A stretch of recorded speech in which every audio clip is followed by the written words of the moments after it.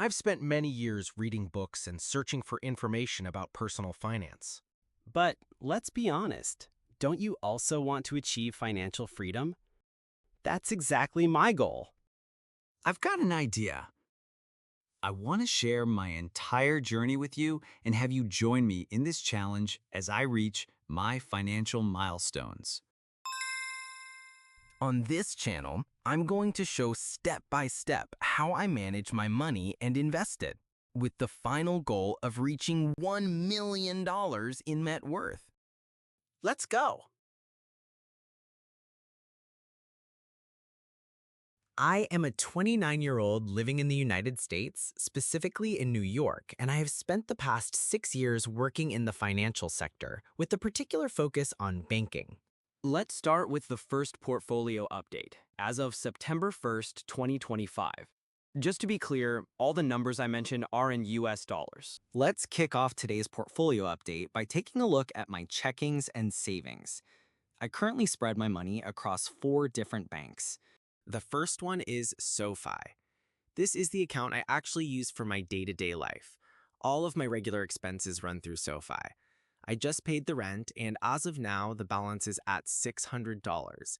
But I also keep about $1,000 set aside here in a separate savings pocket for future travel. The second account is Revolut. I used this account back when I was living and working in Europe before moving here a few years ago.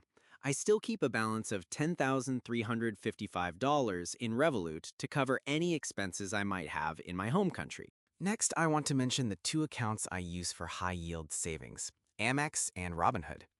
On Amex, I currently keep around $25,000. Just 2 weeks ago, I signed up for a welcome bonus offer.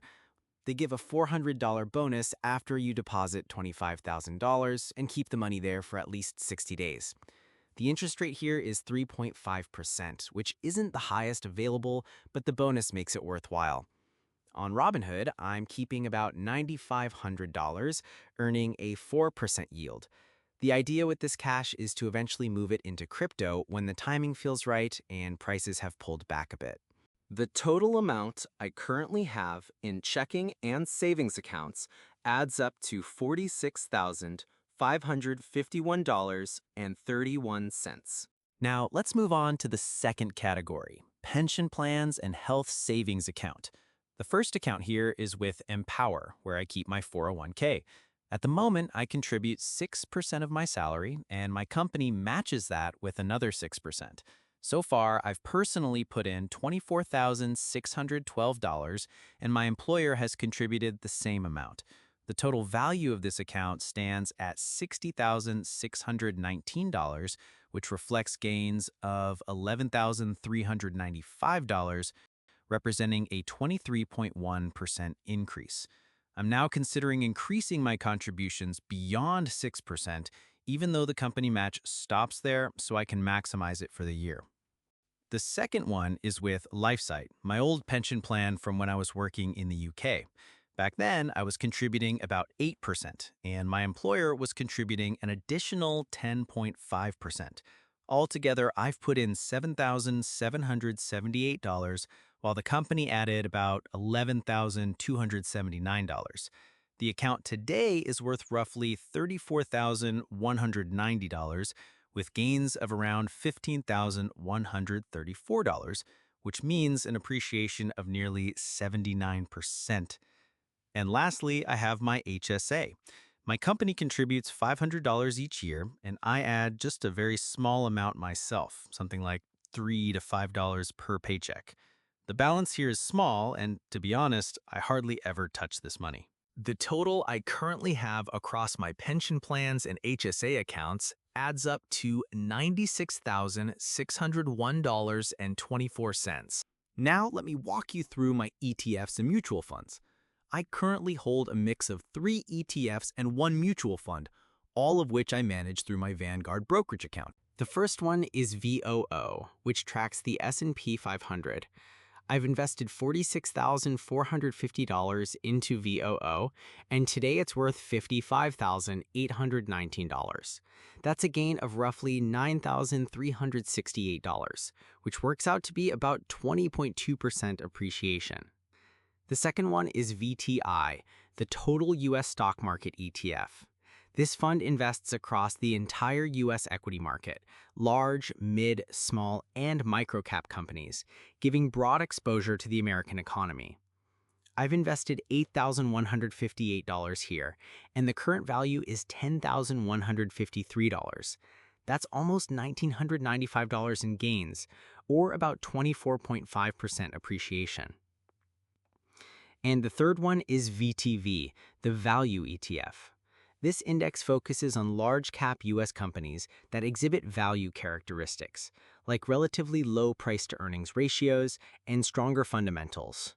One of the advantages is that it has a higher dividend yield of around 2.17% compared to about 1.15% for both VOO and VTI. I've put in $4,146, and it's now worth $4,782, which means $636 in gains, or 15.3% appreciation.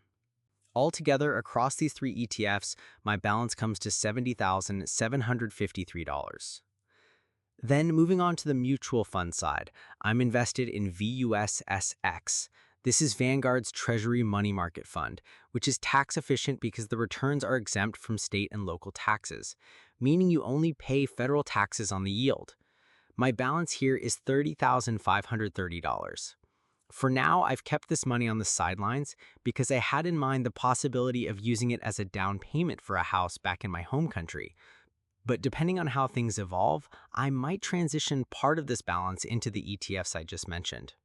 And finally, let's go over my crypto holdings. The first one is Chainlink.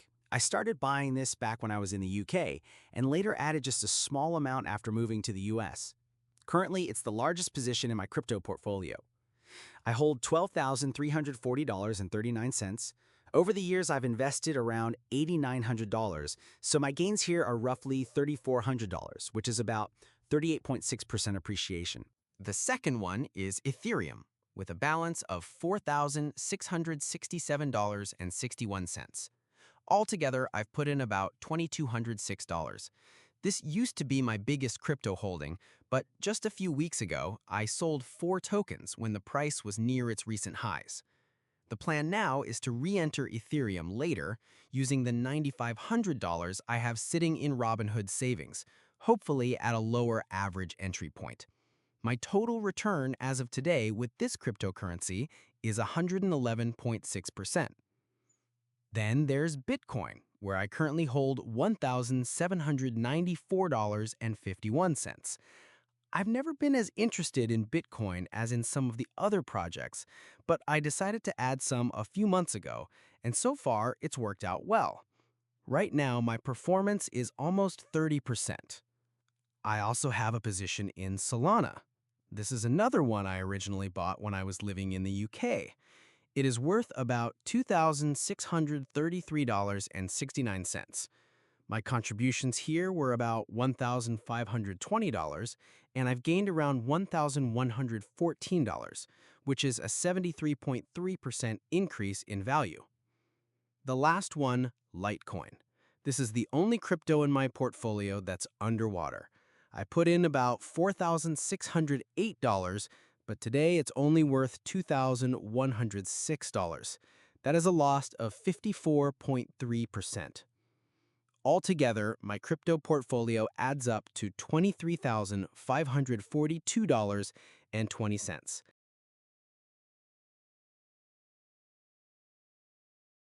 Okay, let's now go to the portfolio overview with the aggregated numbers. In checking and savings, I have $46,551. In pension plans and HSA, I hold $96,601.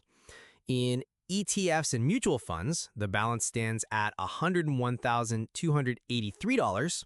And in crypto, I keep $23,542. Here you can see the breakdown of my portfolio in this chart, the percentages across each category. Altogether, this adds up to a net worth of $267,977.74. And out of this portfolio, the current capital gains amount to an impressive $43,452.12. Thank you for watching. See you in the next video.